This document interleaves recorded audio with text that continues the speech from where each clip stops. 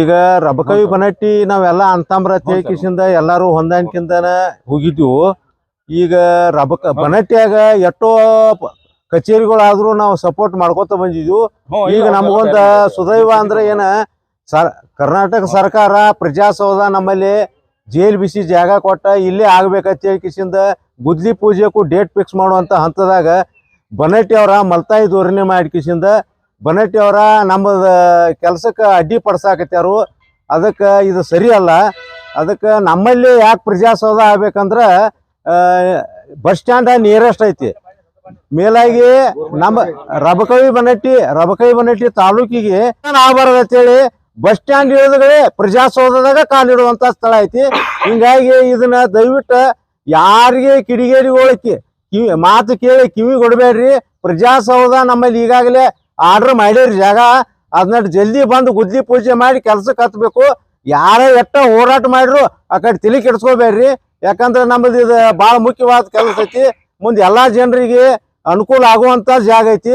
ಅದಕ್ಕೆ ಇದನ್ನ ಮಾಡ್ಲೇಬೇಕಂತೇಳಿ ಕಿಸಿಂದ ನಮ್ದು ನಮ್ರ ವಿನಂತಿ ಐತಿ.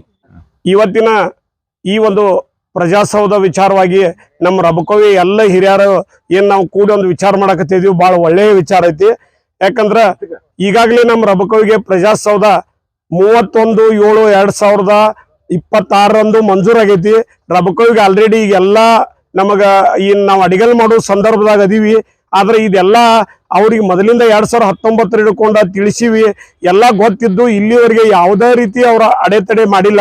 ನಮ್ಮ ರಬಕವಿಗೆ ಆದದ್ದು ಉದ್ದೇಶ ನೋಡ್ಕೊಂಡ ಮುದ್ದಾಮವಾಗಿ ಈಗ ಅವರು ಯಾವುದೋ ಒಂದು ರೀತಿ ಅಡೆತಡೆ ಮಾಡ್ಬೇಕನ್ನೋ ವಿಚಾರ ಇಟ್ಕೊಂಡ ಅದನ್ನ ಅಡ್ಡ ಮಾಡಕತ್ತಾರ, ಹೋರಾಟ ಮಾಡತ್ತಾರ. ದಯವಿಟ್ಟು ಆ ರೀತಿ ಮಾಡಬಾರ್ದು. ರಬಕವಿ ಬನಟ್ಟಿ ಬ್ಯಾರೆ ಅಲ್ಲ.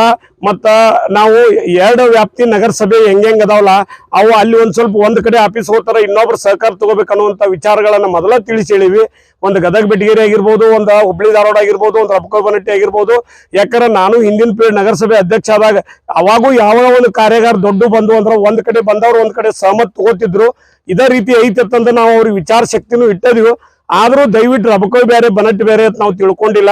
ರಾಂಪುರ್, ಹೊಸೂರು ಸುತ್ತಮುತ್ತಲಿನ ಹಳ್ಳಿಗಳು ಎಲ್ಲಾನು ರಬಕವಿಗೆ ಪ್ರಸ್ತಾಪಿಕವಾಗಿ ಒಪ್ಕೊಂಡವು.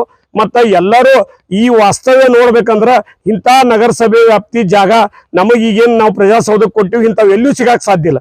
ಯಾಕಂದ್ರೆ ಯಾವ್ದೋ ಒಂದ್ ರೀತಿ ತಂಟೆ ತಕರಾರಿಲ್ಲ, ನ್ಯಾಯ ಇಲ್ಲ. ಮುಂದೆ ಇನ್ನೊಂದು ಭಾಳ ಕೇವಲ ಬಡವರಿಗೆ ಇವತ್ತು ನೇಕಾರ ಆಗಿರ್ಬೋದು, ಕಾರ್ಮಿಕರಾಗಿರ್ಬೋದು, ಎಲ್ಲ ಬಡ ಕಾರ್ಮಿಕರಾಗಿರ್ಬೋದು, ರೈತರಾಗಿರ್ಬೋದು, ಎಲ್ಲಾ ಹಿತೈಷಿಗಳಿಗೆ ಬಂದ ಮೊದಲನೇದು ಎಲ್ಲಿ ಬರ್ತಾರಪ್ಪ ಅಂದ್ರ ಬಸ್ ಸ್ಟ್ಯಾಂಡ್ ಬಂದ ಕೂಡಲೇ ಇಳಿದ ಕಾಲಿಟ್ರ ಅವ್ರ ಬಲಗಾಲ ಆ ಪ್ರಜಾಸೌಧದ ಜಾಗದಾಗ ಇರ್ತತಿ ಅಂತಕ್ಕಂಥ ಬಹಳ ಹೆಮ್ಮೆಯಿಂದ ಈ ವಿಷಯ ಹೇಳ್ಬೋದು. ಇನ್ನೊಂದು ಬಾಗಲಕೋಟೆ ಜಿಲ್ಲೆ ಒಳಗನ ಸುಮಾರು 5, 6, 7 ನಗರಸಭೆ ನಮ್ಮ ಇವು ತಾಲೂಕು ಅದಾವ. ಅವು ಎಲ್ಲಾ ತಾಲೂಕನು ಕೆಲವೊಂದ್ ಕಡೆ ದೂರ ಅದಾವು, ಕೆಲವೊಂದ್ ಕಡೆ ಸರಿ ಅದಾವ. ಜಿಲ್ಲಾಧಿಕಾರಿಗಳ ಆಫೀಸ್ ಬಾಗಲಕೋಟೆ ಏನ್ ಹೊರತುಪಡಿಸಿ ಬನಟ್ಟಿ ಬರುವಂತ ಏನ್ ರಬಕವಿ ಊರ್ ಗ್ರಾಮದ ಜಾಗ ಐತಿ, ಇದು ಪ್ರಜಾಸೌಧಕ್ಕೆ ಯೋಗ್ಯ ಐತಿ. ಇದನ್ನ ಒಟ್ಟು ರಬಕವಿಗೆ ಆಗ್ಬೇಕು ಅನ್ನೋ ನಿರೀಕ್ಷೆ ನಮ್ಮ ಎಲ್ಲಾ ಊರಿನ ಮತ್ತು ಸುತ್ತಮುತ್ತಲಿನ ನಾಗರಿಕರ ಹಿತೈಷಿ ಐತಿ. ಇದು ಆಗೇ ಆಗ್ಬೇಕು. ಕೇವಲ ಇನ್ನು 15 ದಿನದಾಗ ಇದ್ರದ್ದು ಅಡಿಗಲ್ ಆಗ್ಬೇಕಂತೇಳಿ ನಾವು ಸರ್ಕಾರಕ್ಕೆ ಕೂಡ ಮನವಿ ಮಾಡ್ಕೋತೀವಿ. ಇದು ನಮ್ಮ ನಮ್ರ ವಿನಂತಿ ಅಂತೇಳಿ ನನ್ನ ಮಾತಿಗೆ ವಿರಾಮ ಹೇಳ್ತೀನಿ. ಜೈ ಹಿಂದ್, ಜೈ ಕರ್ನಾಟಕ.